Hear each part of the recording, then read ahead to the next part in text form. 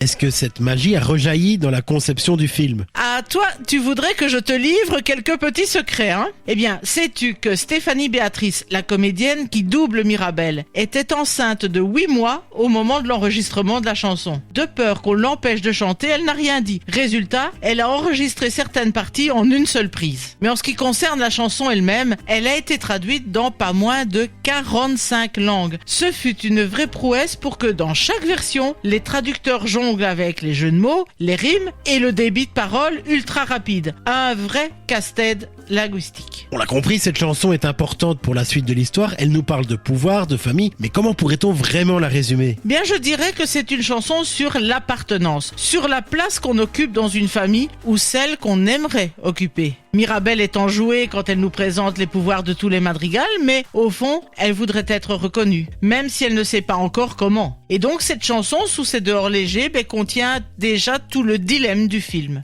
Et puis, c'est aussi une chanson sur la pression familiale. Chaque madrigal porte un don, certes, mais aussi une énorme responsabilité. Bref, derrière le sourire de façade, il y a des failles et des fêlures. Une chanson d'importance donc, mais elle n'a pu qu'avoir un impact énorme alors. En fait, elle a été quelque peu éclipsée par Ne parlons pas de Bruno, qui est devenue, elle, la chanson Disney la plus streamée de l'histoire. Mais elle est toutefois devenue l'hymne à la famille. Et qui nous apprend qu'on a tous un peu de magie, même si elle ne brille pas tout de suite.